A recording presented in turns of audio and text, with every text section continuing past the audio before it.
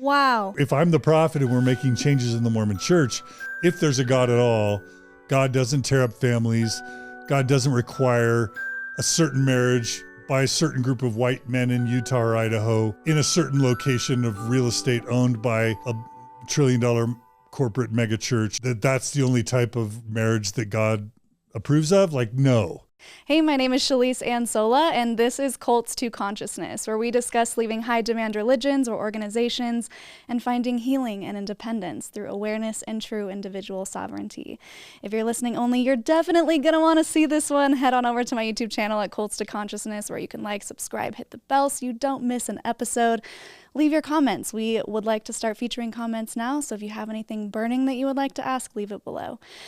And today's guest, you probably already recognize the studio. I am currently sitting in the Mormon Stories studio, amped up because today's guest is the #1 voice in the ex-Mormon space and even the Mormon space. He has a PhD in counseling psychology. He has been podcasting since 2005, and he has been featured on many different publications and a whole bunch of other podcasts. He is an expert voice in this space.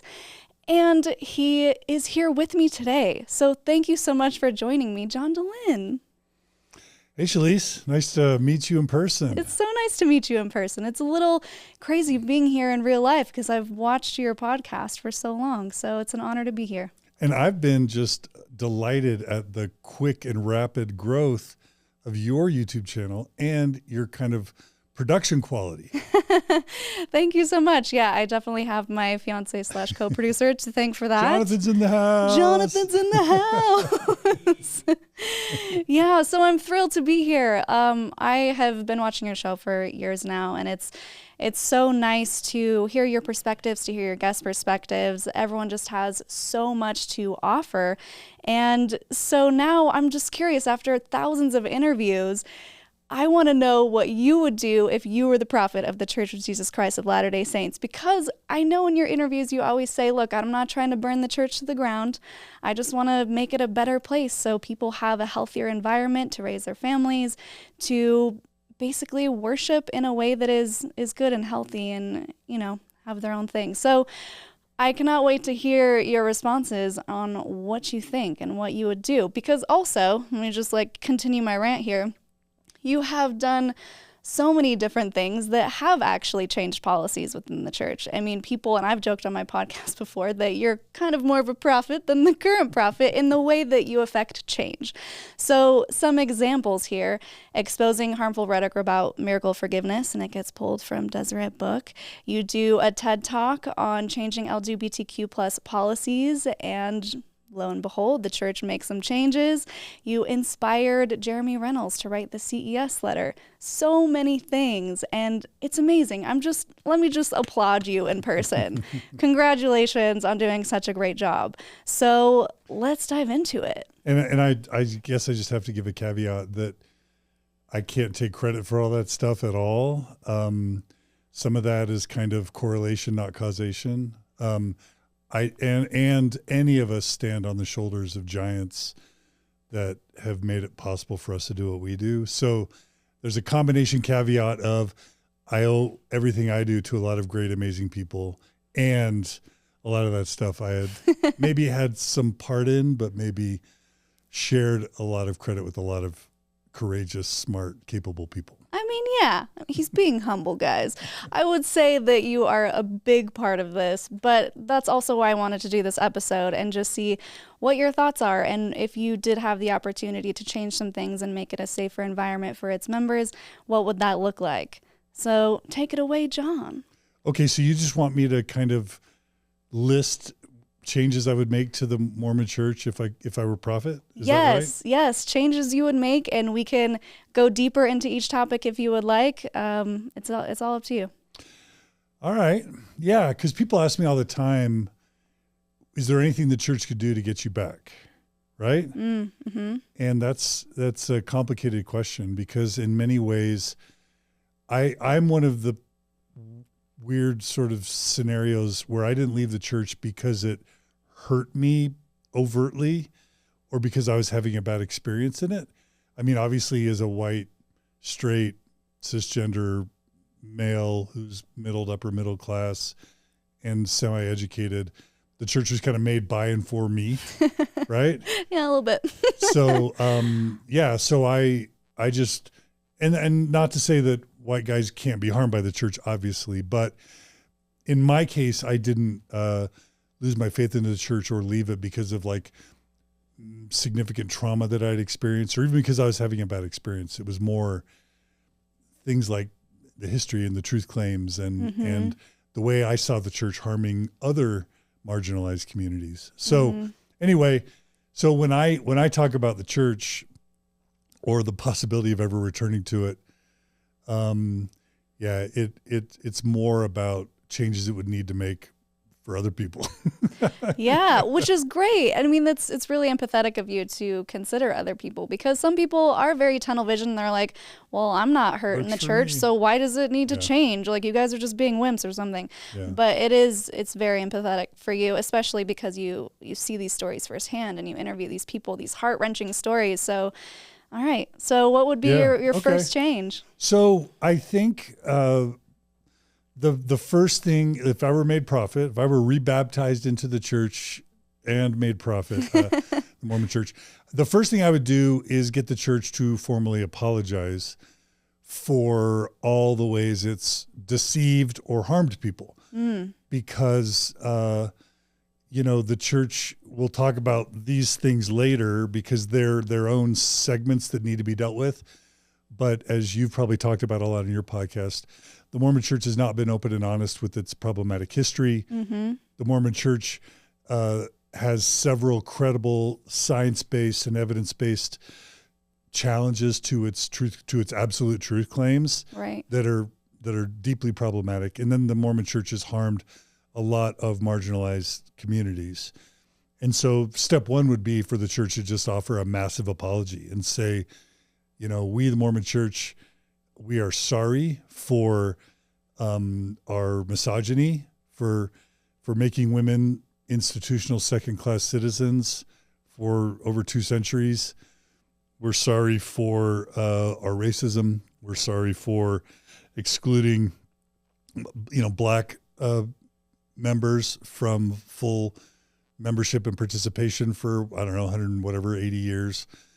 We're sorry for telling Native Americans that their skin was dark because their ancestors were wicked and that God made their skin dark so that they would be loathsome to the white man and woman, which is factually incorrect and also grossly racist. Yes. All the LGBTQ, all the deaths by suicide and the depression and anxiety for the church's homophobic policies, the way that it's broken up families, mixed faith marriages and divided families asunder.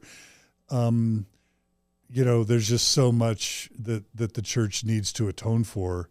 The way that it's extracted hundreds of billions of dollars, not to mention time and reputation of its members under kind of fraudulent terms. And I'm to an active believing Mormon, my words are probably sounding super duper harsh.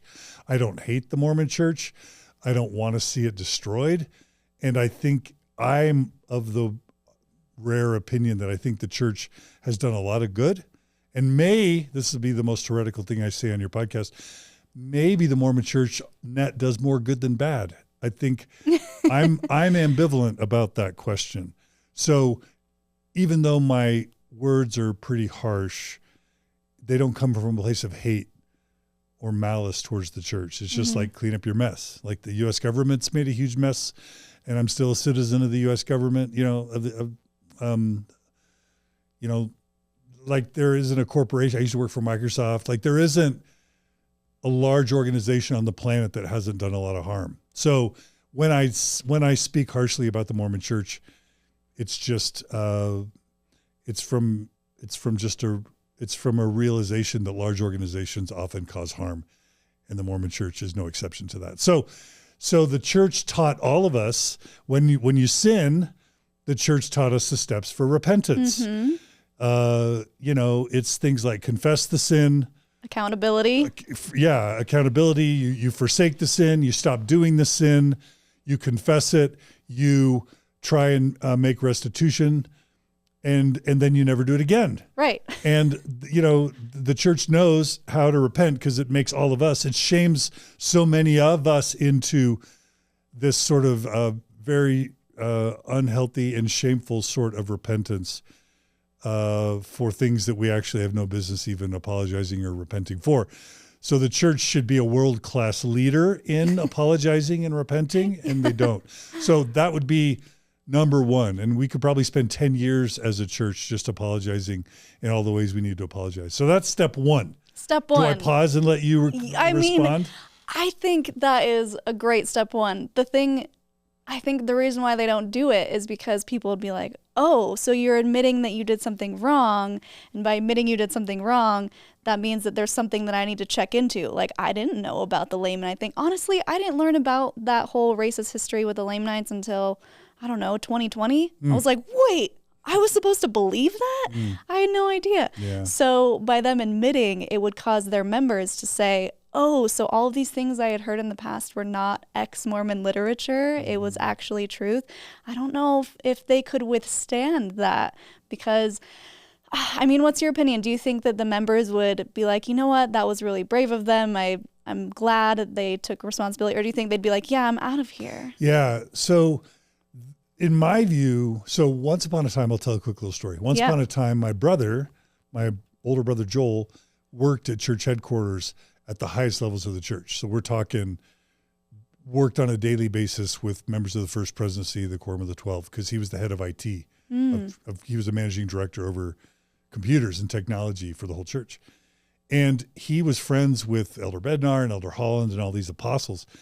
And during kind of my, the early years of the podcast and then my own faith crisis, he's like, hey, John, why don't I set up a lunch with you and Elder Holland, one of the apostles of the church.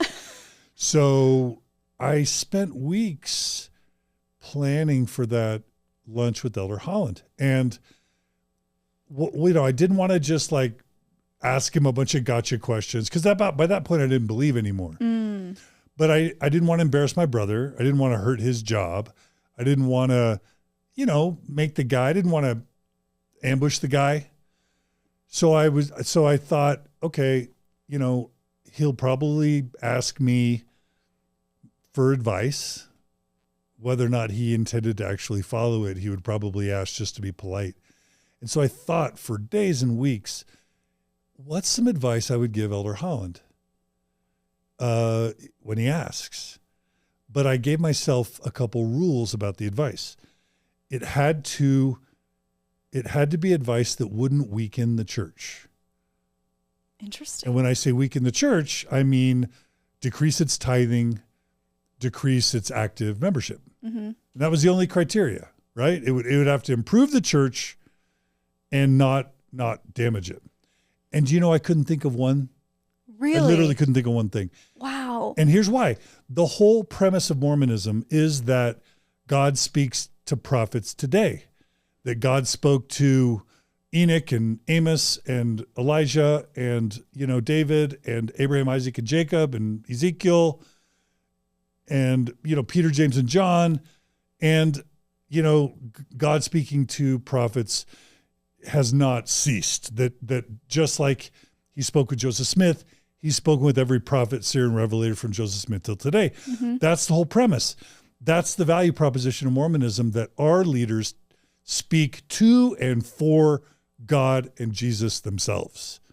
And that's the secret sauce of Mormonism, that when you hear the leader speak, you basically are hearing from the counsels from Jesus and God's own lips. Right.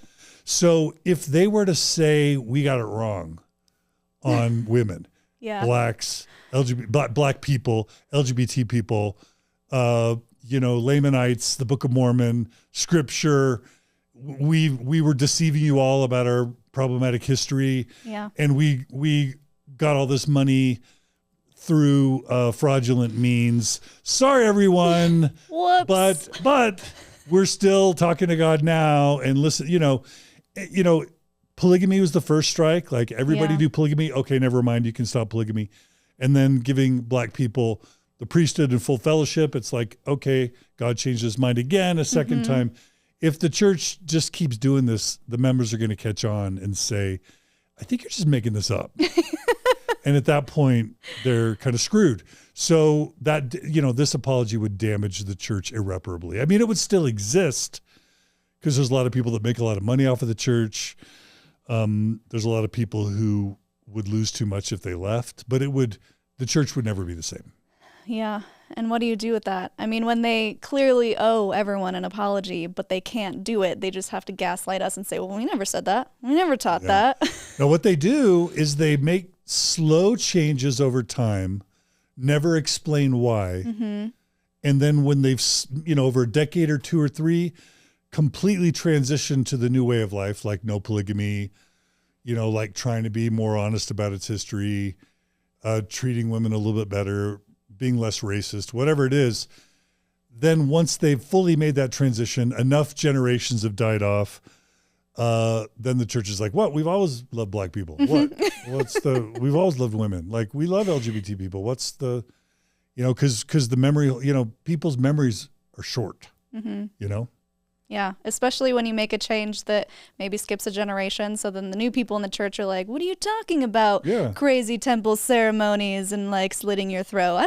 That must be ex-Mormon rhetoric. That's not the Mormon church. I never saw that in the temple, right? Yeah. Yeah. Or even now when the church does something that appears pro-LGBT, it's like, what are you talking about? We love LGBT people. We just supported legislation. Yes. It's like, how about the decades of like conversion therapy and electroshock therapy at BYU? Yeah. And like, it's like, what? That Elder Oaks is like, that never happened on my watch. And we're like, oh, okay, Elder Oaks. Mm-hmm.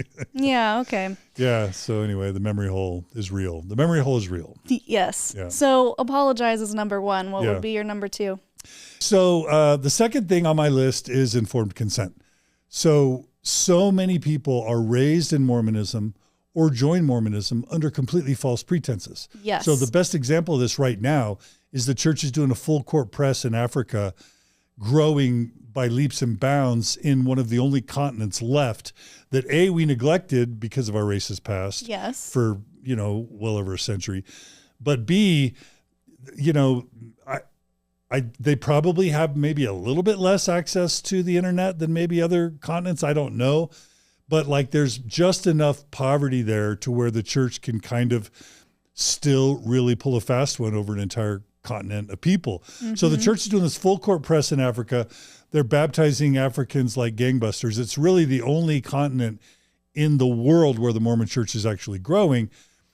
But it's baptizing all these black people, never telling them that for over 150 years, the church literally institutionally excluded their ancestors from temple service, from full membership, from priesthood participation, etc. Mm-hmm. Well, that's outrageous. Mm-hmm. If the church has this super racist past, it would be like the KKK, no longer burning crosses, and then like recruiting black people into the KKK as like a Elks Lodge Masonic fellowship, never really happening to mention when they sign on the dotted line that the KKK has a super racist past. Like that would never fly, but the Mormon church does that all the time. And it's not just racism, but in terms of its history, and this would be with people born and raised in the church, I got to the age of 31 never hearing the word polyandry in my whole life. Now, what's polyandry?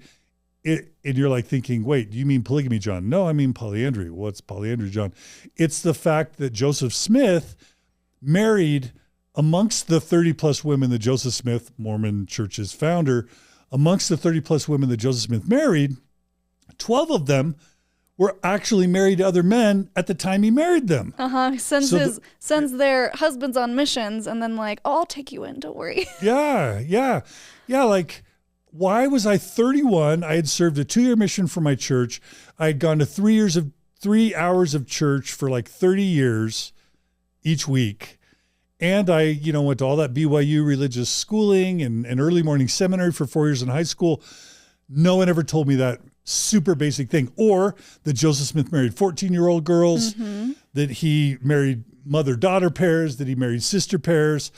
Never once in my entire existence, 45 years within the Mormon church, on a Sunday did I ever hear any mention of Joseph Smith's wives other than Emma being a single wife. That's fraud. That'd be like joining Bernie Madoff's business and never hearing about all the people that he defrauded. Like, that's outrageous.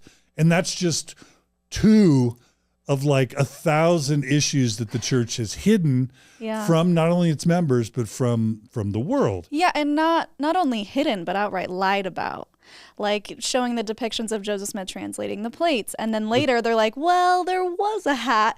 I remember when my friend first told me about that story, I was like, no, that's not how it works. I would know. I'm a Mormon, in high school trying to fit in when I moved to Portland and no longer in the Mormon bubble. And everyone had all these questions. And I'm like, that's just anti-Mormon.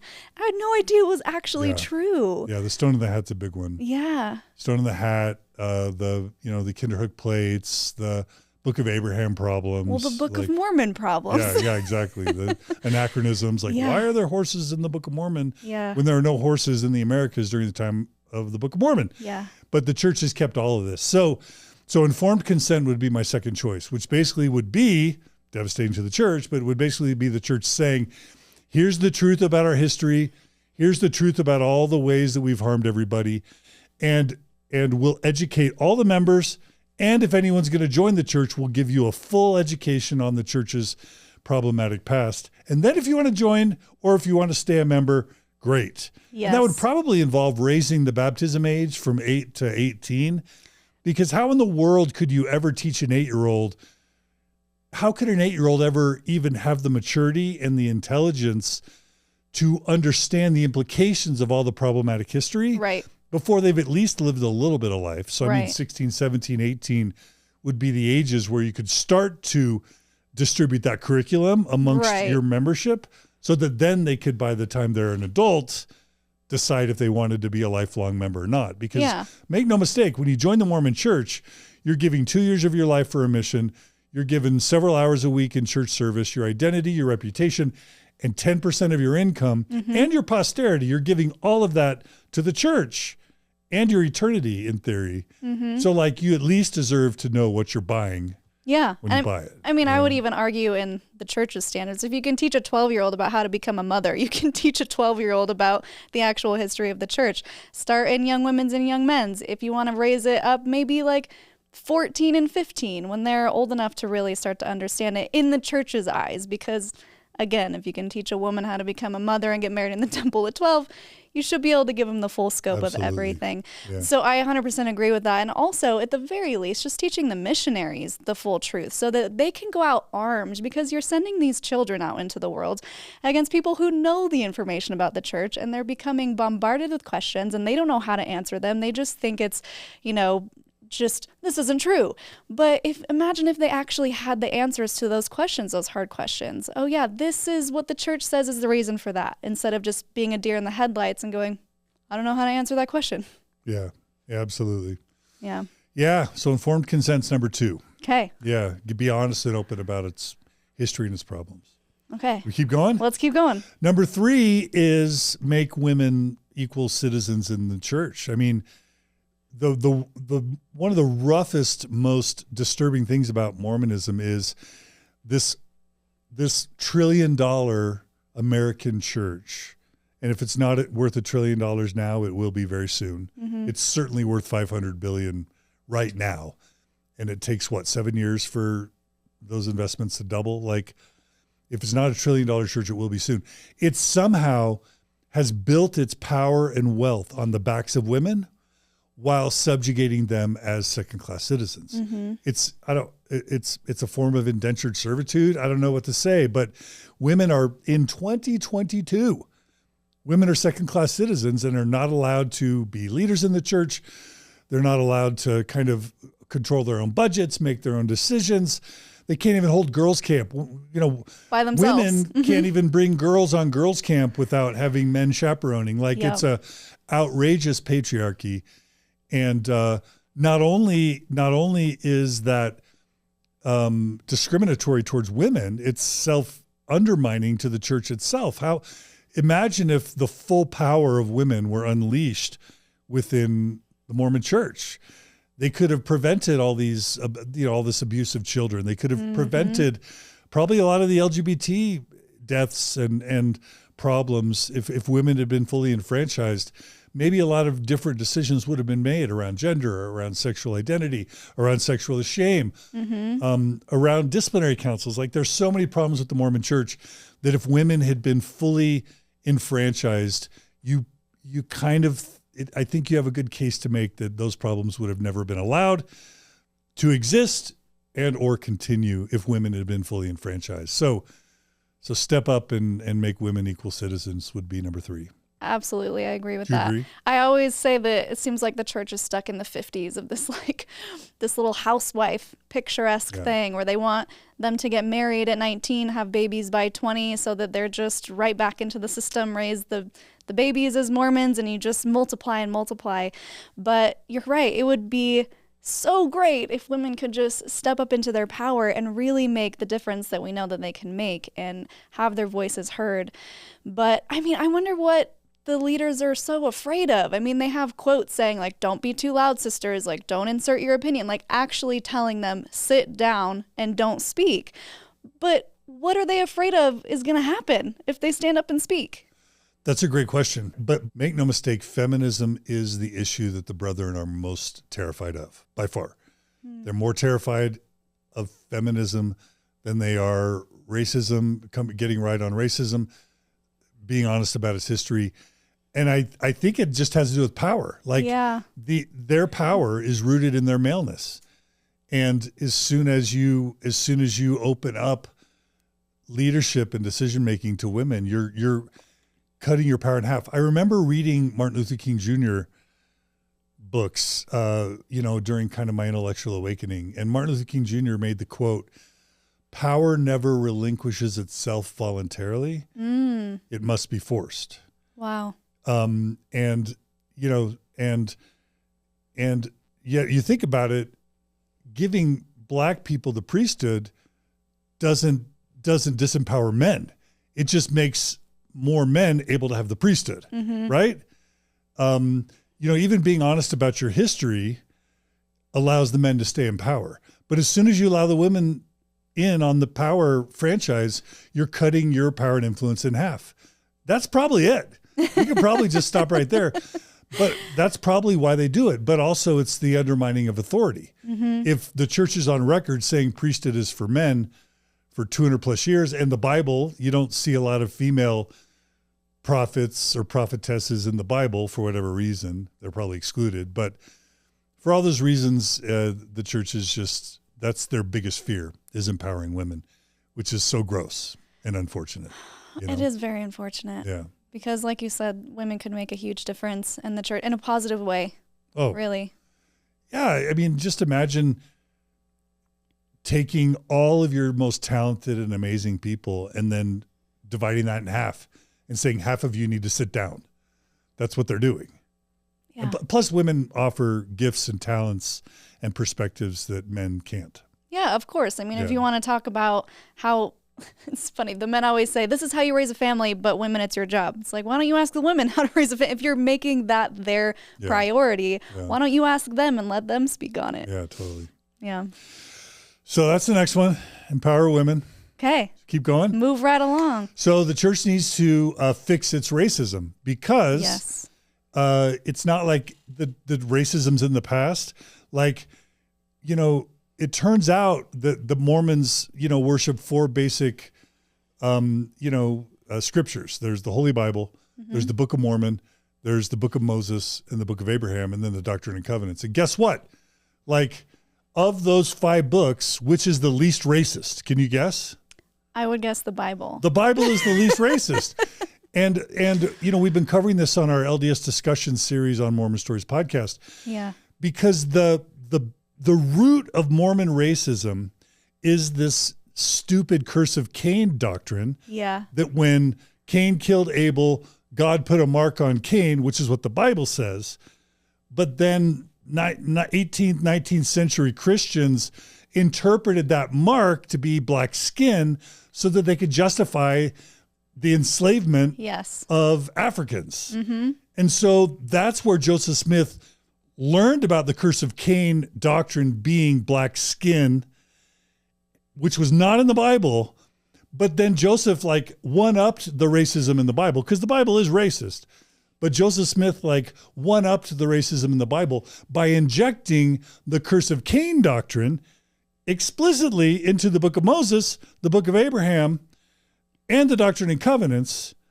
And then it's in the Book of Mormon in the form of the Lamanite curse, because, you know, we got to explain the darkness of these Lamanites, and they don't look quite African, and they're Jewish somehow.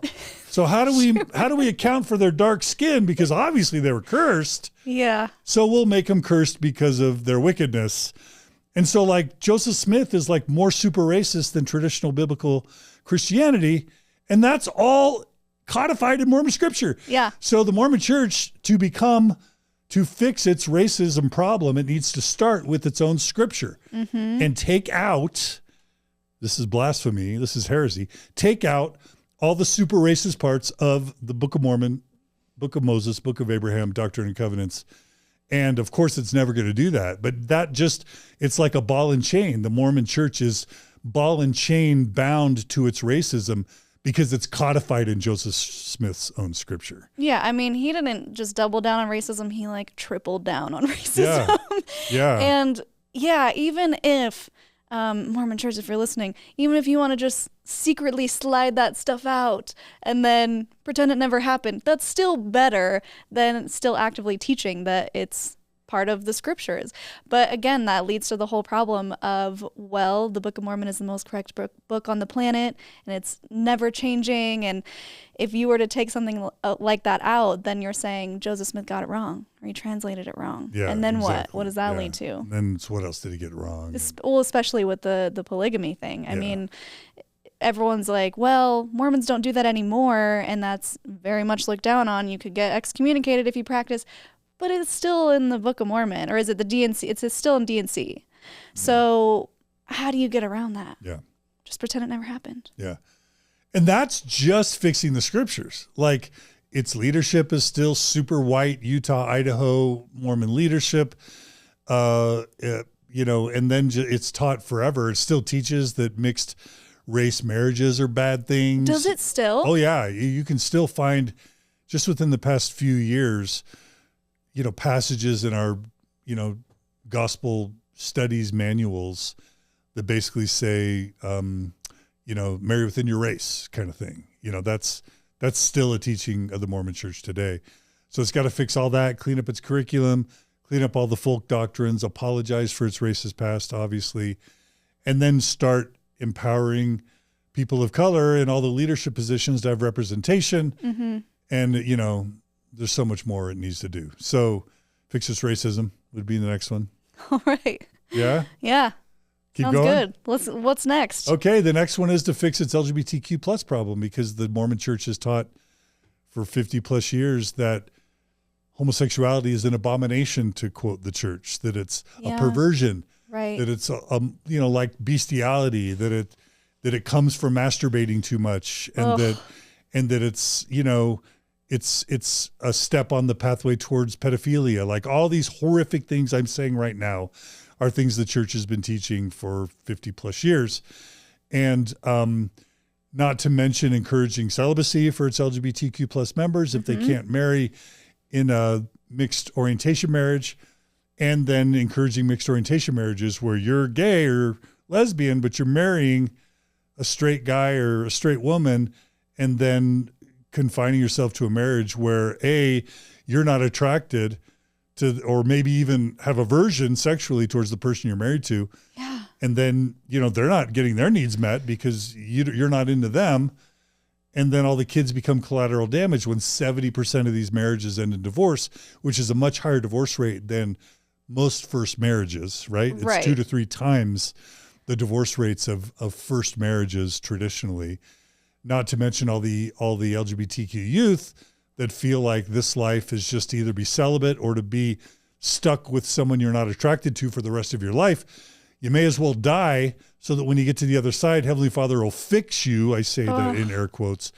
And that's why we have 2 to 3 times the national average of LGBT youth death by suicide or suicide attempts, because of this horrendous doctrine, plus all the family rejection. We know that family rejection leads to like 8 times the normal prevalence of risky drug use, of risky sexual behavior, if your family rejects you. Yeah. And in Mormonism, if you're a super Orthodox devout Mormon parent and your kid comes out as gay, it's like, you follow the rules. Oh, if you're going to start dating who you shouldn't date, or even, God forbid, experimenting sexually, you're out of the house. Mm-hmm. These kids become homeless or they become rejected. And that's why we have such a epidemic of depression, anxiety, and death by suicide within Mormonism. Right. It's a literal, I don't want to say the word I was going to say. It's horrific how much death and carnage, social carnage, that's come about as a result of the Mormon Church's homophobia. Yeah, and this isn't even something that's in the past, because what was the 2015 policy that directly affected children? It was put in place, and the amount of suicides in that time.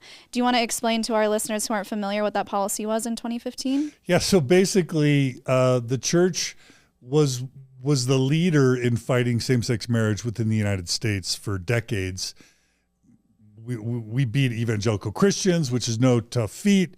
We beat Catholics. Like, we were the leader. When you think about like the early fighting of same-sex marriage in Hawaii or Massachusetts or California prior to Prop 8, which was Prop 22, I think, like, we were behind all that. Mm-hmm. But then in 2008, after same-sex marriage was legalized in California and a few other states, the church is like, no, we're not having any of that. So the Mormon Church started Prop 8, and which basically meant it spent tens of millions of dollars and countless volunteer time manning phone banks and, community canvassers to take same-sex marriage away from citizens of a sovereign state, which is California. Mm-hmm. And like, ironically, one of the great ironies in American history is that led to backlash that led to same-sex marriage being legalized across the country by 2015. So the church was so bumhurt. Can I say that? Butthurt? Yeah, Can you cuss on your podcast? Yeah. The church was so hurt and offended that same-sex marriage was legalized across the country that it came up with this horrific policy in November of 2015 that basically said that same-sex marriage was an act of apostasy that was considered a greater offense than pedophilia, rape, or murder.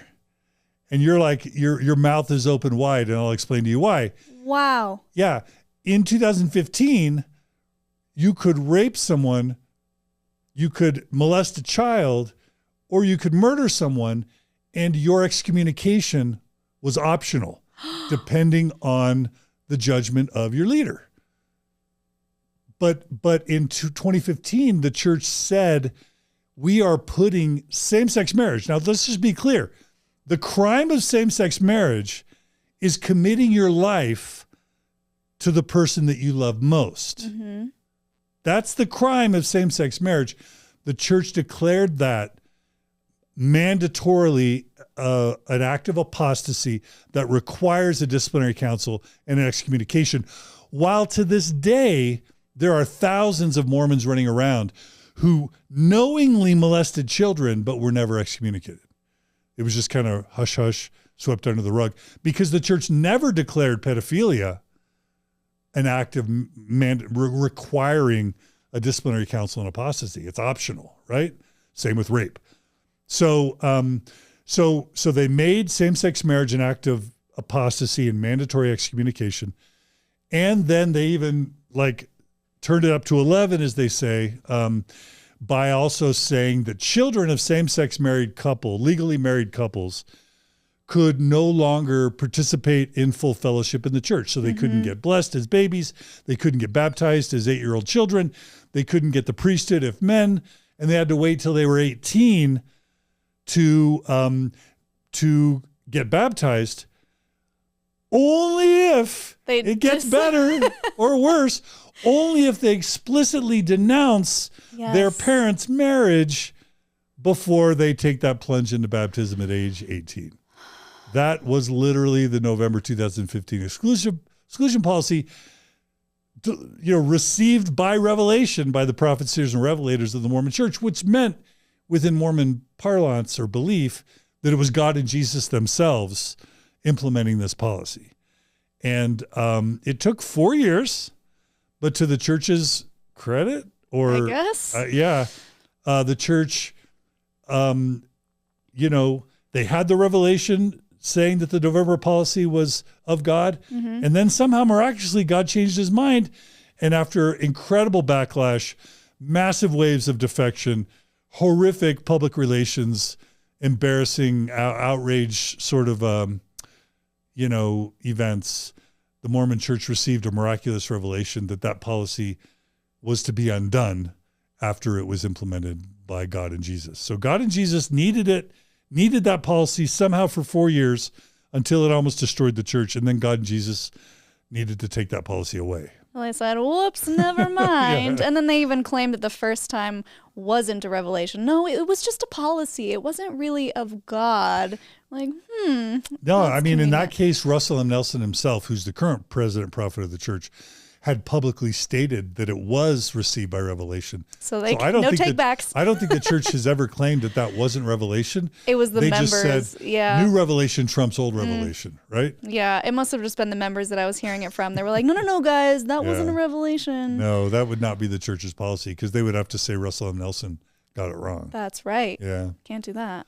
So is this list too long? Did we go on too long? I mean, no, we're just getting started. This is great. That policy was devastating, I know, to many families who lost children to suicide. There were children who were already baptized going, am I going to get excommunicated because I'm not 18 yet? There's just so much unnecessary confusion. And for what? Like you said, something that does not affect them. It's two people who are in love. They're not hurting anybody. Yeah. Oh, it's heartbreaking. Yeah. Yeah. There's just so much carnage with the LGBTQ policies of the Mormon church. I mean, all the women that married gay men, all the straight women that married gay men, because the church, bishop blessed the gay man that if he got married to a straight woman, that his gayness would go away if he was faithful enough in Jesus. Imagine what it's like to be a straight woman married to a gay man. Like, I don't mean to shame anybody, and maybe some people make it work, but the majority of these cases is just horrific for the straight spouse, right? Yeah. So anyway, just carnage. So anyway, that's the LGBTQ issue. One more thing before we move on from that. Can you explain their most recent, I guess you could call it a publicity stunt, where it seemed like they were for LGBTQ, but in reality, it was the opposite? Yeah. So to the United States Congress's credit, as the Supreme Court has started to undo a lot of historically progressive or liberal landmark cases like Roe versus Wade, the U.S. Congress kind of saw ahead and realized, whoa, now, the genie's a little bit out of the bottle. We've got tens of thousands, if not hundreds of thousands of same-sex marriages all over the country. If the Supreme Court rolls back Obergefell, I think is the name of the Supreme Court case, and all of a sudden takes out the federal, Supreme Court ruling that paved the way for same-sex marriage. If the Supreme Court chooses to undo Obergefell like it undid Roe versus Wade, then are states going to be allowed? Like if you were same-sex married in California, but you moved to Alabama, would Alabama be allowed to no longer recognize your marriage in a state you moved to as a same-sex married couple? I may be slaughtering this. This is just my understanding. And so the Congress is like, this will be a disaster for health insurance, for legal reasons, for just kids, for hospital rights, adoption things. Like, this could be chaos if states start declining the acceptance of previously accepted same-sex marriages. And so Congress was on its way to passing legislation that would honor all same-sex marriages across all the different states. That would still allow states, by the way, to not allow same-sex marriages if Obergefell were undone, but at least it would mandate that same-sex marriages, be accepted everywhere. So when the Mormon Church realized that was going to happen, it saw a PR opportunity, and it saw an opportunity to strengthen its power and ability to be bigoted. And this is sounding very cynical and critical, but this is my understanding. We have an episode on this. But basically, they sent their lobbyists, the Mormon Church sent their lobbyists down to Capitol Hill and said, we will support your legislation. We will descend from our throne of power and money and magnanimously throw our support behind their graciousness of allowing same-sex marriages to be honored in perpetuity. Knowing that this is going to pass anyway, we will graciously offer our support to same-sex marriages being legitimized everywhere if you also bake into this legislation the right for religions to continue discriminating against LGBT people. Because what the Mormon Church wants most is to be able to kick that gay student out of BYU if they in any way act on their same-sex sexuality. They want to be able to fire any gay employee that may come out, or any member of the Mormon Tabernacle Choir that may come out as gay. It wants to retain the right to fire or to evict or expel a gay student or a gay employee. And so what it did is it said, we'll support this legislation if you also bake into the legislation our ability to continue homophobic, discriminatory policies. And then the brilliant masterstroke is, to the general membership, all they said is, see, we love gay people. Yeah.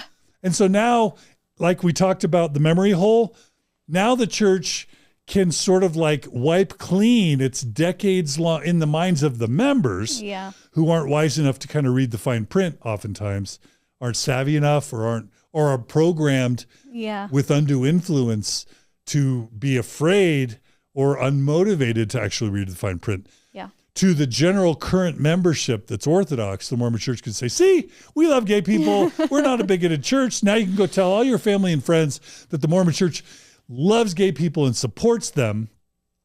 That was the PR opportunity, while their actual behaviors were strengthening their ability to discriminate against LGBTQ people. It's brilliant. Yeah. If it weren't so diabolical, it would be brilliant. And maybe someone is going to challenge my interpretation of that sequence of events, but I'd love to hear a better explanation. Yeah, me too. So I'm curious then, John, if you were the prophet of the Mormon Church, would you, this is a two-part question. First, would you allow members of the LGBTQIA community to hold temple marriages? And second part, since you're not actually the prophet, do you think the church will ever allow temple marriages? So, yes, I would. There's a problem.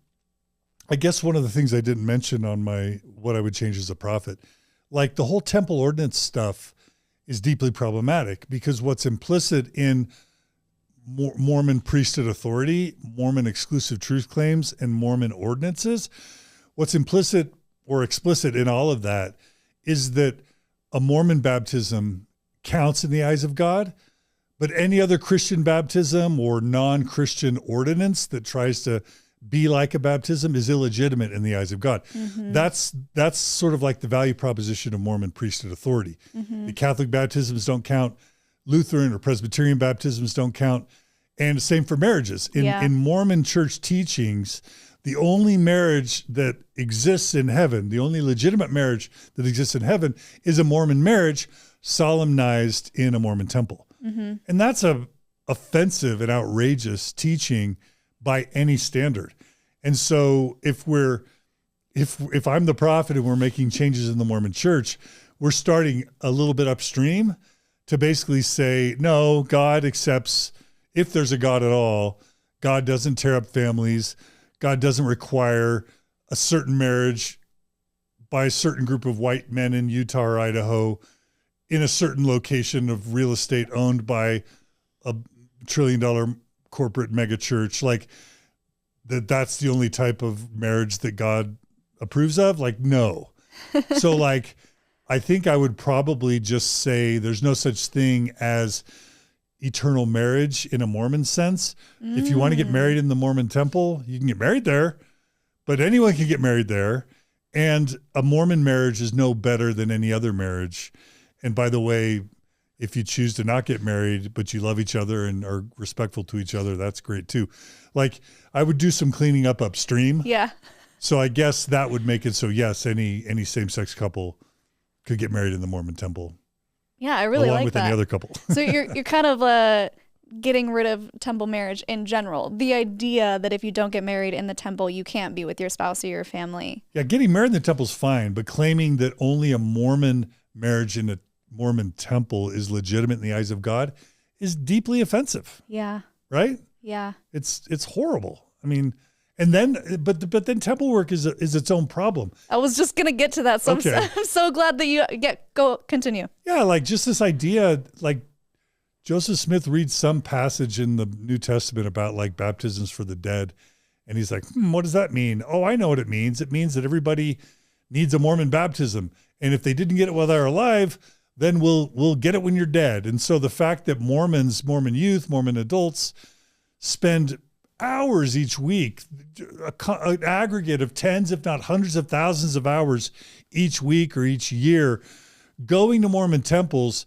to get baptized in the name of some person in China and some person in Mexico, because God requires that the billions and billions and billions of people who have lived on this planet since the beginning of time all need a Mormon baptism to be able to go to heaven. Yeah. Like, what a uncreative,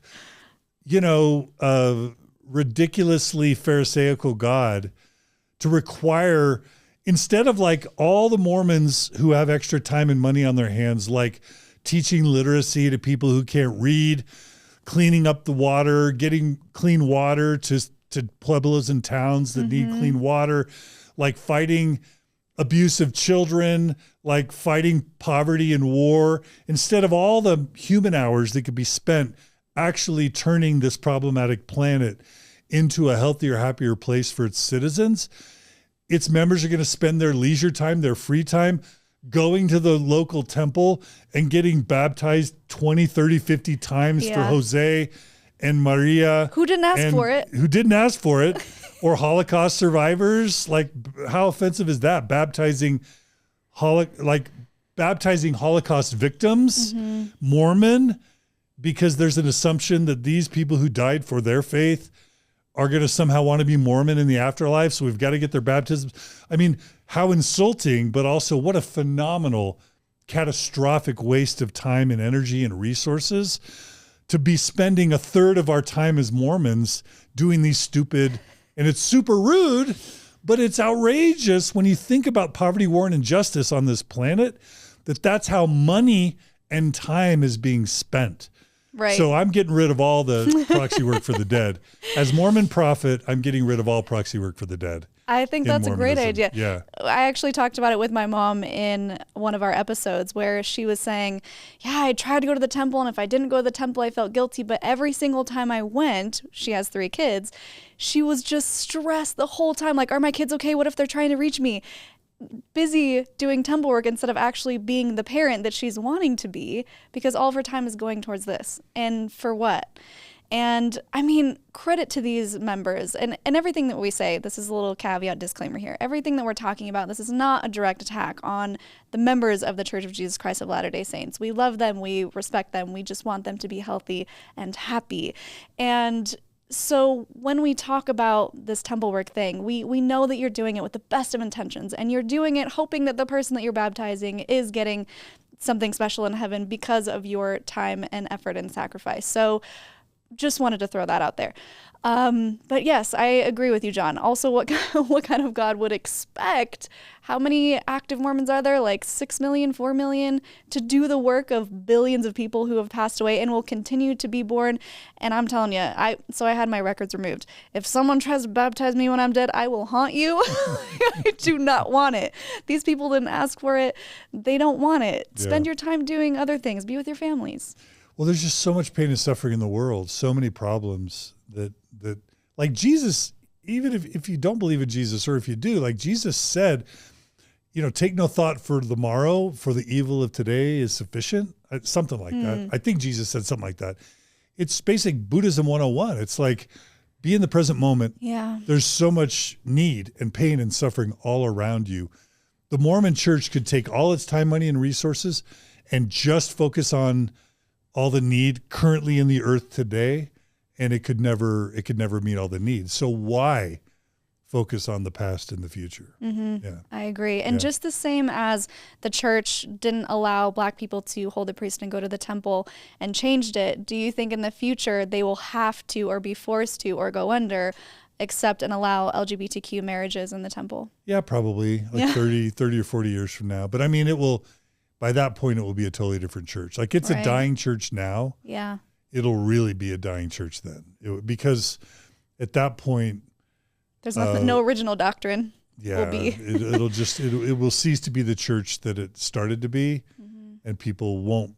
And that's the thing. I've tried to create secular community after leaving Mormonism because I had such a great experience as a Mormon, and I really love community. And I see one of the biggest needs for people leaving cults, leaving high demand religions, finding friends and community, because they're usually ostracized from their families and their community. Like I've tried to create community, and it turns out that exclusive truth claims, shame, and, threats or promises for the afterlife are really powerful motivators for creating community. Right. Right? But as soon as you take away the exclusive truth claims, the prophetic connections to a deity, allegedly, and then all the shame and the guilt and all that stuff, as soon as you neuter the church, people are going to show up and set up chairs and give 10% of their income and spend 2 years of their lives volunteering to paying to be, Mormon missionaries pay to be a 2-year salesperson for the Mormon church. That's brilliant, Mark. Super brilliant. How did they come up with this? But the way they came up with it is by having guilt, shame, exclusive truth claims, claiming to be the voice, literally the voices of God and Jesus. That's the secret sauce that binds people's eternal commitments to the church. So once you lose that, the church is going to just be in free fall. It's kind of already in free fall. It's going to even be worse in free fall. Yeah. If you were the prophet, would you do away with missionaries? I mean, I loved my mission. Like Did you? I had an psychologically abusive mission president, and I was, like the cause of what we were doing was deeply problematic for all the reasons we've already mentioned. We're basically teaching a whitewashed, overly simplified version of Mormon doctrine and history to culturally colonize, Latin Americans in my case. Like there's a million things that are wrong with that. But I do think that for people in poverty, being connected to a super wealthy $1 trillion organization in another country where you get relational opportunities, educational opportunities, even financial opportunities, how can that not be beneficial to at least some of the people that join the church? So I did see people's quality of life, socioeconomic status improve as a result of joining the church. So that's good. But just more importantly, I learned leadership. I learned communication skills. I learned self-motivation. I learned discipline. I learned to work hard and to face rejection. And just, I got a cultural experience where I learned a second language and spent 2 years of my life trying to be in the service of other people. What's not amazing about all of that? You know what I mean? Mm-hmm. So there's a big part of me that wishes my kids would have had that opportunity. Unfortunately, the church kicked me out before my kids were ever of mission age. I guess I should say fortunately, not unfortunately, for different reasons. But I mean, well, suffice it to say, I still believe in the mission experience, just being a missionary for actual truth and actual injustice and poverty. So I wouldn't get rid of the missionary program, but I would find a way to retool it so that when the missionaries are going to serve their mission, they're actually addressing poverty, war, and injustice and not enriching an already grossly wealthy organization that's a business masquerading as a church these days. Is that too harsh? No. Did I go too far? No. Okay. I didn't think you went too far. You sure? Yeah. Okay. Yeah, I'm sure. Okay. I do think that would be a positive thing because there are service missions in other churches that are vastly helpful. So maybe we just shift instead of trying to bring people into this church under false pretenses and not giving them all the information, maybe the mission field is going out and building buildings for people, building schools, helping with food, building agriculture structures, anything that you can do to actually help the person instead of say, you have to join our church or you won't be with your family and give us your money. Yeah.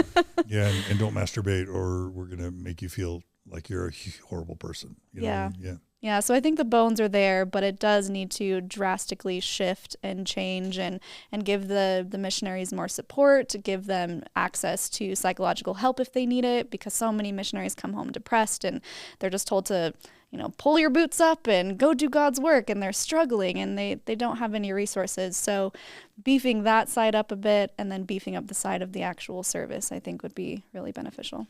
You should be the next prophet, not me. Oh my goodness. Yeah. Sure, the first woman prophet. I'm in. I'd vote for you. Wait, is that how prophets work? I'd vote for you. Will you sustain me? Thank you.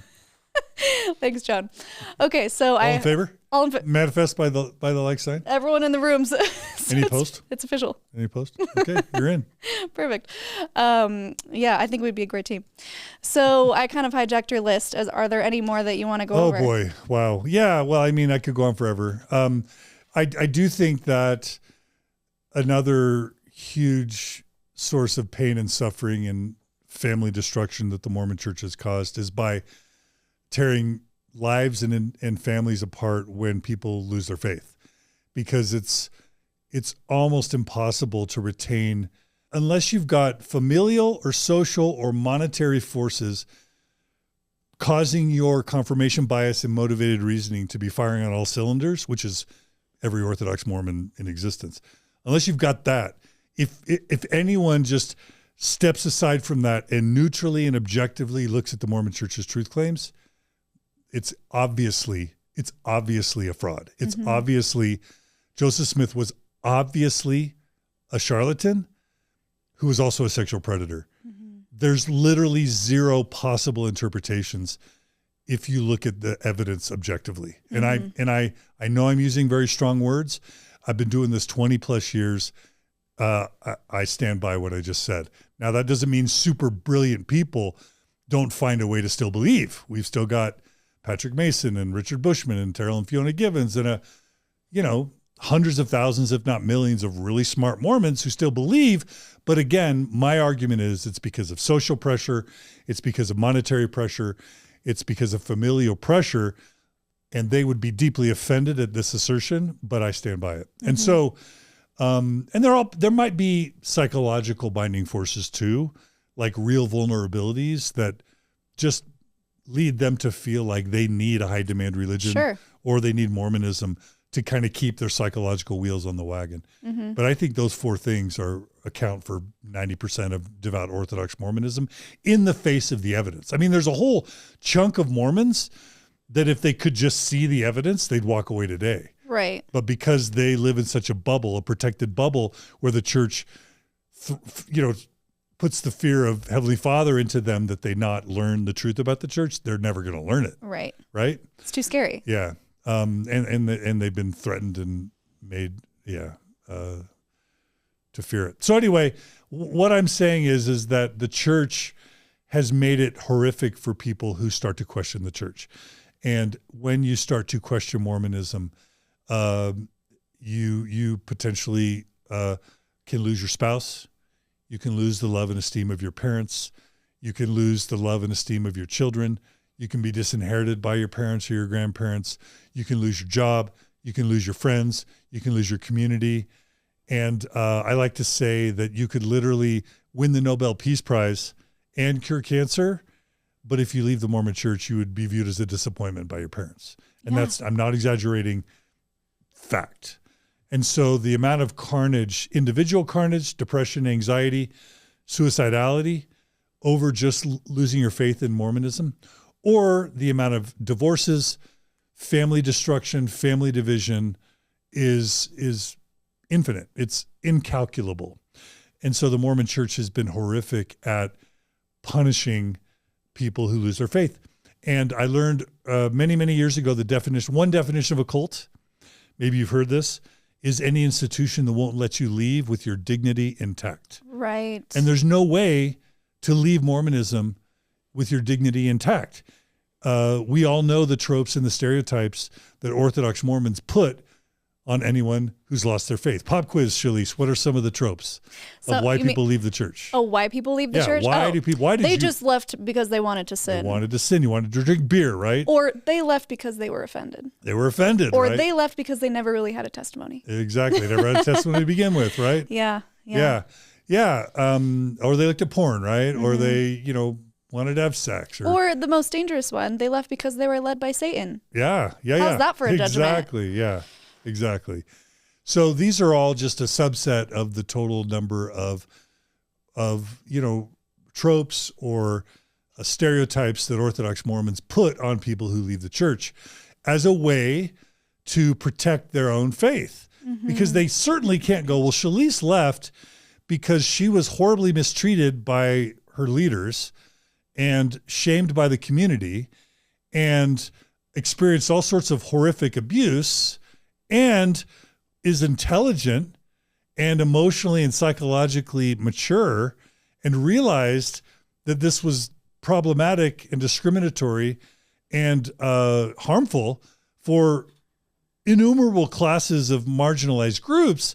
And so she gained her power by being intelligent and gained her strength by extricating herself from a very difficult, organization to extricate yourself from, paid a huge price, followed the hero's journey, and became a strong, empowered, healthy woman. Said no Orthodox Mormon ever about you, right?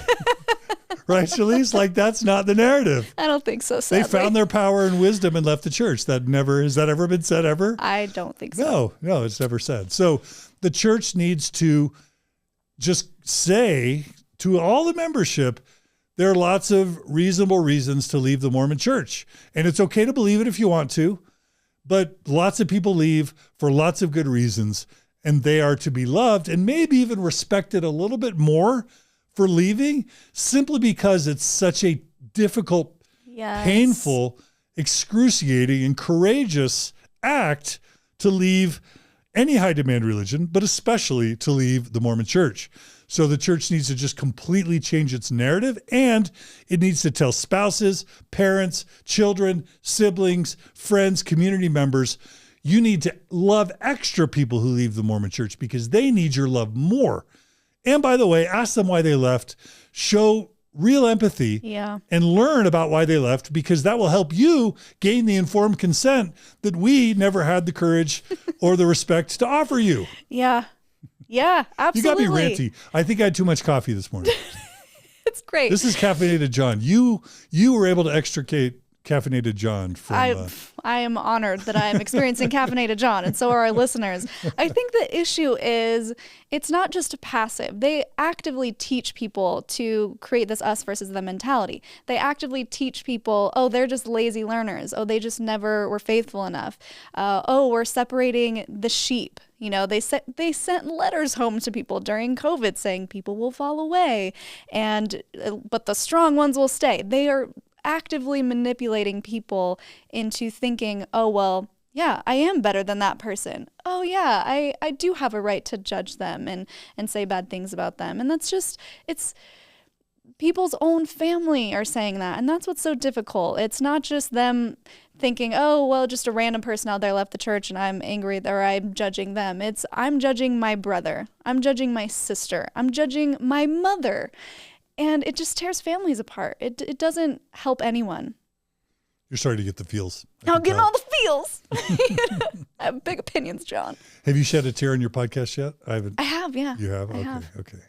Yeah, good times. Well, that's good. You're emotionally and psychologically connected because the pain is real. Like, I talk about it passionately, but the degree to which people have been shut off, shunned, cut off from marriages, from their own children, from their own parents, it's its own set of travesties that is outrageous. And it's there's so much carnage with the racism, the sexism, the homophobia, that this is like fourth on the list of like severity, but it's real and it's significant. Yeah. Anything else on the on the Oh, list here. we're still going? Okay. Well, if our viewers and listeners aren't tired yet, I'll say two more things. Okay. The next one is sexual shame and purity culture. Yes. Like I realized in the past few years that sexual shame is literally like the secret. You know how Coca-Cola has like a secret ingredient allegedly that kind of makes Coca-Cola like supposedly better than all the other colas? Like Mormonism's secret ingredient is sexual shame. Because the basic premise of Christianity, no offense, Christians. Okay, I'll say this. The basic premise of Mormon Christianity and of certain other forms of Christianity is that we're all broken. We're all fallen. We're all despicable, worthless, dirty, evil creatures. The natural man. Yeah, the natural man. Yeah. This is basic Calvinist Christianity. That because we're broken and fallen and despicable, then we need a savior to be punished and die for our sins to make up as like a righteous lamb to the slaughter for all of our horrific evil that's in our core nature. Now, of course, this is fundamentally flawed from the start because we're God's creation.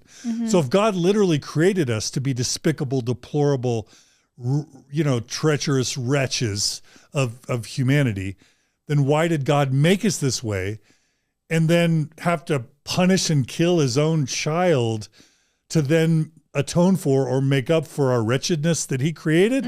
Like that's just effed up to begin with, not to mention that someone innocent is going to suffer and die.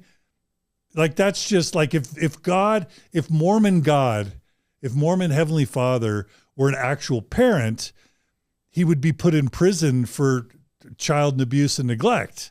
Right? Yeah. Like that'd be torturous. Yeah. To hold that over your children. Like I made you a horrific person. So now I'm going to go kill someone else who's innocent so that then you can forever feel indebted to me or to that dead person. And so that you'll do everything I say for the rest of your life. You owe me and you're indentured to me and this other dead person for the rest of your life. Because I made you a deplorable to begin with. But that's the premise of Mormon Christianity. Yeah. And so sexual shame is you got to pick a sin that's like pervasive, right? You can't pick like, I don't know, stealing. Yeah. As like the core thing. Because not everyone steals. Yeah, because like a ton of people don't steal. Yeah. Right? Like it's a minority that's like really into stealing. Yeah. So you got to go bigger. You got to pick a sin that's like way more pervasive. What's more pervasive than like sex? I mean, water drinking, maybe eating. Like you got to pick something that like, you won't die if you stop for a while. Yeah. But that you're going to do, eventually. but you're going to do it at least frequently enough to where you can get on that shame treadmill for the rest of your life. So they couldn't do sleep. They couldn't do food. They couldn't do water. Right? They couldn't do breathing. So like what's like one level up on Maslow's hierarchy of needs? Sex. Yeah. Or sexual stimulation or gratification. And that's literally what they've locked themselves onto. So from the point that you're like 8 years old and exploring yourself, or you're a 4-year-old girl getting a dress, it's like, well, don't have a sleeveless dress because you're showing your shoulders as a 4-year-old girl and you're going to make some weird perverted man have bad thoughts. And so that's on you. Little girls, make sure you dress modestly, make sure your skirt's long so that some man doesn't have a bad thought. And so girls are carrying already, before they're even going through puberty, they're already carrying men's sexual, problems on their shoulders. Yeah. And then youth, as soon as they start to have sexual awakenings, whether it's prepubescent or, of course, when the hormones start raging in adolescence, as soon as you touch yourself, as soon as you touch someone else's private parts, as soon as you do what is by any other standard would be completely healthy, which is to understand, come to know your own sexuality, and then start to gain proper sexual education such that you can explore in healthy ways sexually, in a healthy way. Yeah. All that's shut down. You're not given any education and you're just shamed and made to feel horrific about ever touching yourself, about ever touching somebody else, about ever having a thought, even having a sexual thought heaven forbid, like talk about pervasiveness. Who hasn't had a sexual thought? But that's in Mormonism, like having the sexual thought, committing adultery in your mind is like one step away from actually committing adultery. Not to mention committing a sexual transgression is like next to what? Next to murder. Sin next to murder. So you just amp up the guilt and shame on a sin that's literally prolific, universal, a behavior or thoughts or feelings that are literally universal. We're literally wired as mammals to have these thoughts and feelings and to procreate. So let's harness that onto the shame cycle, and let's use it to make all the Mormons feel infinitely shameful about themselves and indebted to the church as the only way that they're going to ever be rescued from this horrible sin and transgression and carnality that they're wallowing in, that of course God made them to wallow in, but that's, not mentioned. And so whether it's modesty culture, rape culture, whether it's the law of chastity, prohibiting masturbation, not giving proper sex education, and then, virginity culture that then leads to people getting married way too young without the education, marrying people they probably have no business marrying at an age way too young, and then sort of saddling young married couples with literally a lifetime of sexual dysfunction. And then all the pornography, guilt, and shame that's plugged into all those different channels. Surprise, surprise, Mormons, by some accounts, lead the nation in pornography use per capita, sexual abuse of children per capita. Yeah. Like, just so much sexual dysfunction within Mormonism. And that's what you get when you have a culture where healthy sexuality is never taught, and then it's demonized and pathologized in every single possible way. And so the Mormon church needs to throw out its law of chastity. It needs to throw out its purity culture, throw out its modesty standards. And by the way, that doesn't mean just like don't teach. What it does mean is teach proper sex education, like the Unitarian Universalists, like the Our Whole Lives curriculum that the Unitarian Universalist Church teaches its youth. It means teaching consent. It means teaching sex ed, sexual health, what is rape, what is assault, what is abuse, what is consent, what is healthy sexuality, what is respect, what is self-respect, self-knowledge, other knowledge. Teach all that, and then nurture. You're probably going to get less. You're probably going to get less unhealthy sexual exploration if you do that. You'll probably have less unwanted pregnancies, less abortions, and just happy, healthier lives and happy, healthier marriages. But you can't get all rid of that because it's core to your business model. It's core to your shame model that then keeps everybody bound to your church. So that's why the church doesn't do what I would do if they let me. That's why they will never make you profit. Yeah, this is definitely one of my biggest problems with the church and why I have so many episodes on it. We did 2 episodes with Natasha, and they were just incredible. She was talking about things that should be normal, that should not be shamed, and it's so important that youth and adults have this information because it can change your life, and it can help you realize, oh, I am human. I'm not something that's dirty and sinful and gross, and the whole purity thing and the chastity thing and the virtue thing and all those disgusting virtue lessons that it just gets me so angry. The licked cupcake, the chewed gum. You're teaching women that, this is an object lesson. You are the object. We are thinking of you women as objects, and your only purpose as an object is to push out babies somehow after you've somehow figured out how to have babies. That's your only thing in life, and that's what you have to be focused on. But we're not going to tell you how to actually have babies. We're just going to tell you to not have them until you have to have all of them. It makes no sense. Yeah. So this is one of the, and again, like we're like 8 topics in, and this is one of the worst things about Mormonism, right? Isn't that amazing? Yeah. That we're like 8 topics in and we're still at something super pervasive and horrific. Like, yeah. There's a lot to talk about. You think the intensity would dial down as we get farther down the list? And I don't think this is a less intense issue. Like I know there are Mormon youth and even adults that die by suicide because of not being able to stop masturbating or not being able to stop looking at pornography. Like there are Mormon wives or husbands that like view their pornography viewing spouses as despicable humans, right? Who are addicts, right? Who can't, quit their addictions of like masturbating once every 3 weeks. Like that is a real, this is tearing families and lives apart. Mm-hmm. It's carnage. It's social carnage. Yeah. Yeah. So viewers, if you want to learn more about is masturbation healthy, definitely check out Natasha Helfer. She goes into depth and she has done so much research on how masturbation is a very healthy and normative behavior, even from infancy. So go check that out. Anything else, John? Well, I mean, I'll just give like the miscellaneous. There are a few more that are huge that I kind of made reference to, like the fact that Mormon ordinances are tied to tithe paying. So like the church has a huge problem with money. Let's just group it in the money problem. Mm-hmm. So number one, they're not transparent in their finances. They used to be. In the late 1950s, the church was still transparent in its finances.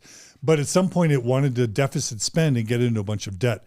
So in the late 1950s, early 1960s, the church made its finances private and then started spending a boatload of money that it didn't have, building chapels all over the world and building temples. And it turned out well financially for the church.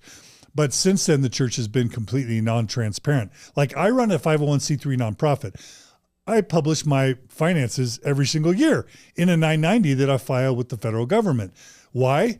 Because the federal government says, look, if you're going to get a tax break, then you need to be transparent in your finances so that people don't know. So people know if you're defrauding them.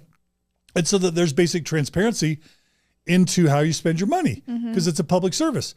So why in the holy heck would nonprofits be required to be transparent in their finances, but religions aren't? Yeah. Like religions are nonprofits. And why should religions have an exclusion for being transparent in their finances? So I would make the Mormon church be transparent in its finances, which would reveal that it's $1 trillion multinational mega corporation that doesn't need anyone's money. That doesn't need missionaries to pay to work for them. No, like there's a gazillion things that members don't need to be putting up their time and money for. But that's the first problem, that the church, until it was exposed as having $120 billion of stocks and bonds and real estate and cash and municipalities and until it was exposed as having secret assets approaching $500 billion, the church was keeping all that secret from its members. Yeah. So that would change. And then the church would stop requiring 10% of its membership, especially if it's poor people. Yeah. Like if the rich people want to pay 10%, but like optional. Why are Panamanians and Filipinos told in the Mormon church that they should pay their tithing before they buy shoes for themselves? And I'm not making that up. Wow. There's a tithing video that I released recently that basically is all the instances of Mormon church leaders telling people, poor people in developing countries, to pay their tithing before they buy food or shoes. Wow. I am not exaggerating. So that's horrific. And then 10% is a lot of money. And then also what the Mormon church has done that's even more diabolical is that they've tied these most sacred Mormon temple rituals that we've already kind of denounced in this episode. They've tied Mormon marriage, the ability to attend a Mormon wedding, to your paying of your 10% of your income. Mm-hmm. So if I'm a Mormon dad and I have a 20-year-old daughter and she goes to BYU and I lose my faith, so I don't want to pay tithing anymore, but then my 20-year-old daughter still at BYU, she finds her return missionary, they decide to get married and I'm not paying my tithing, as a parent who raised this child, is not allowed to attend the wedding of my own child. In 2022, in modern Mormonism, non-believing, non-tithe-paying Mormon parents are excluded from the weddings of their own children. Yeah. Not making this up. And it's not just weddings, it's attending endowment ceremonies, sealings, all sorts of these most sacred Mormon family events. Sort of entrance into the temple is viewed by Orthodox Mormons as worthiness. Mm-hmm. It means you're not cheating on your spouse. It means you're not looking at porn. It means you're obeying all the commandments. So what's the inverse of that? If you're excluded from a Mormon temple, what does every Orthodox Mormon assume about you? That you're doing all those things, that you're a sinner, that you're not worthy enough, you're doing something wrong. Cheating on your spouse, that you're looking at porn. Just assume the worst. Yeah, so not only are you excluded from the most sacred, holy, or important familial ordinances within the church, but you're shamed by the entire set of family members and general membership. You're shamed because these whisper campaigns go around about why was he kept from the temple? Because obviously the church isn't going to go, it's because he didn't give us 10%. So we're keeping him out of the temple. They just keep it ambiguous. So that leaves all the members to assume that you're not attending the temple because you're addicted to porn and cheating on your spouse. Or it could be something as simple as drinking coffee. Yeah. Oh, yeah. Or having a shot on the weekend. How outrageous is that? That if I drink coffee in 2022, I'm not allowed to attend my own son's wedding in a Mormon temple. Or you could just lie about it and then feel guilty. Yeah, exactly. Sounds like did you do that one time? No, you never did that. Okay. No, okay. I was honest and I missed both my best friend's weddings. Yeah. So there's that. but the Mormon church does have a culture of teaching and encouraging dishonesty by forcing members to lie so that they're not shamed and excluded from their most holy ordinances. So I would change that whole tying, 10% of your income to these most sacred holy temple rituals, because it really is, it's an indulgence, it's extortion, it's pay for play, it's just unethical on every possible level, not to mention taking advantage of the poor and causing all these people to pay money when the church doesn't need it. Like literally you take $150 billion that the church has right now, 7% interest on $150 billion easily pays the $8 or $9 billion annual budget that the church has. The Mormon church does not need your money. I don't care who you are. In 2022 or beyond, the Mormon church is it's at least a $500 billion church. That's, if not already a $1 trillion church, it will be in the next 7 years. So the Mormon church doesn't need your money. Keep your money, give it to worthy charitable causes or to your own family or friends in need. Don't give the Mormon church your money. So, amen. Yeah. So that takes care of financial transparency, requiring 10% tithing and tying temple work to people giving the church money.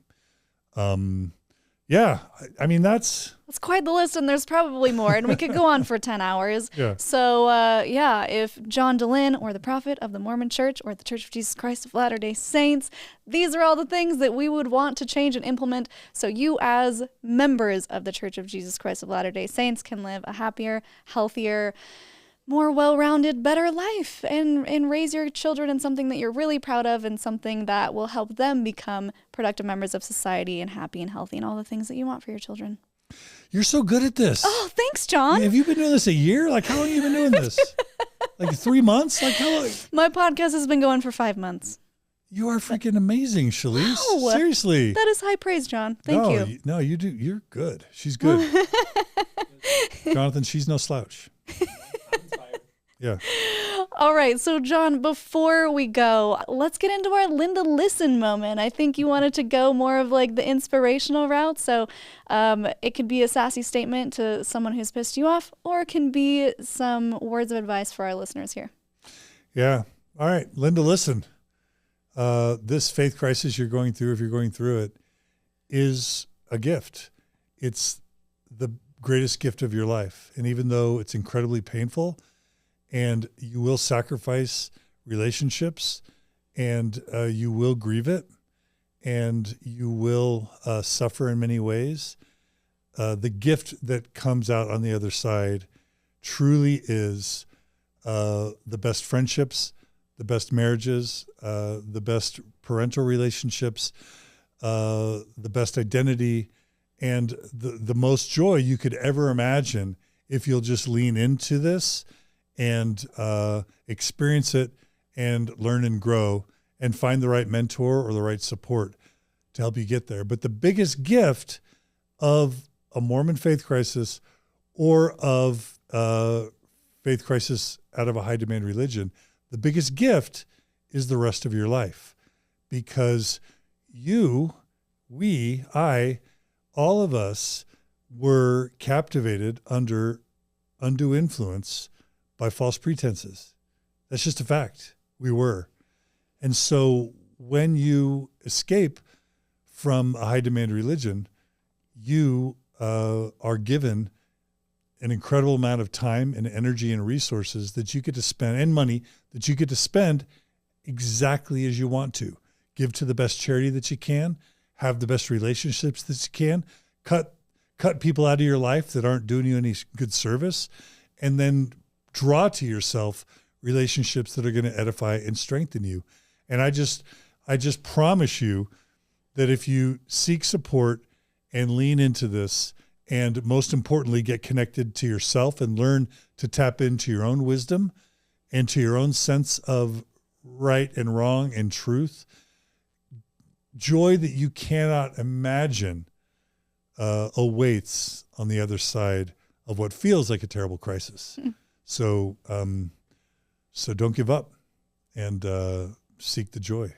Beautiful. Beautiful. Was that too long? Was that too No, lengthy? it's great. The longer the better. All right. Do you have any final thoughts before we throw out all of your handles and ways that people can find you?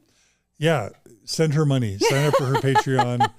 Go to Cults to Consciousness at patreon.com. What is it? Patreon.com/Cults to Consciousness. Yeah. I got to shout out Walker. He's my newest patron. Thank you, Walker. Yeah.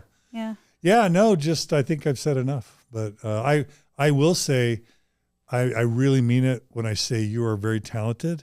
And I hope you continue, because you're already going gangbusters for only doing this 4 or 5 months. But I hope you eclipse me, and I think there's a good chance that you will. So I hope you'll keep going. And I'm just so thrilled you're in this space. Wow, John, thank you. I mean, I look up to you so much and what you've been able to build in your channel. And there's been so many times where Jonathan and I are having conversation. I'm like, what does John do? I need to see how he does things, because you really created something pretty amazing that everyone can attest to the ways that you've helped them out of their faith crisis and into finding who they really are. So the respect is mutual, and I really appreciate you taking the time to sit down with me. We've been going for a while, and I'm just thrilled and honored that everyone can have this information for themselves. So before we go, how can people find you? What are things that you're up to? Plug any events or things you want people to come and see. All right. So the best way you could support us is by going to YouTube and subscribing to the Mormon Stories Podcast YouTube channel. We're trying to reach 100,000 subscribers, which for us is a huge milestone. Yeah, it's huge. We've been doing this for a long time, and we're just going to reach it in the next couple months. So please go subscribe to us there. Please follow us or subscribe to us on TikTok. Our TikTok channel is over 200,000. Yeah, you guys are killing it. We're over 210 now. And TikTok is it's like fentanyl. It's like crack. I mean, it's just like, it's social media on steroids. It's the wild, wild west of social media. Well, yeah, but it's also like where else can you create a 1 minute thing, spend a couple minutes to create a 1 minute piece of content that's going to reach 6 million people? Yeah. Like it's amplified in just unbelievable ways. I've been doing podcasting for 18 years. And nowadays I walk around Utah and people are like, "Are you the TikToker?" Oh, I'm like, wow. I've been doing TikTok for 15 minutes and people are and I've been doing podcasting for 18 years and people are recognizing me as a TikToker. Yeah. That's how powerful TikTok is. Mm-hmm. So anyway, subscribe to us on Mormon Stories Podcast TikTok channel. Please follow us and subscribe to us on Facebook, Mormon Stories Podcast channel, and on Instagram. We're on all those platforms. We love it when people are able and willing to donate, become a monthly donor. Send this guy some money. There you go. You can go to mormonstories.org and then click on the donate button, become a monthly donor. We're transparent in our finances. And we try to spend every dollar supporting people who are in need.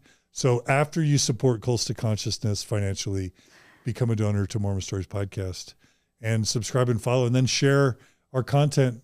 Spread the word, because word of mouth is a great way to get this stuff out there. Yeah. Awesome. Beautiful. Well, thank you so much again, John. It's been a pleasure getting to interview you. And thank you so much to our listeners. And until next time, follow your highest excitement, be conscious, and be well. Thanks for listening. If you like what you hear, it would mean a lot if you could like and subscribe on YouTube and leave a review or a comment to help with our visibility. You can also find me on social media at cults2consciousness or reach out by email at cults2consciousness@gmail.com.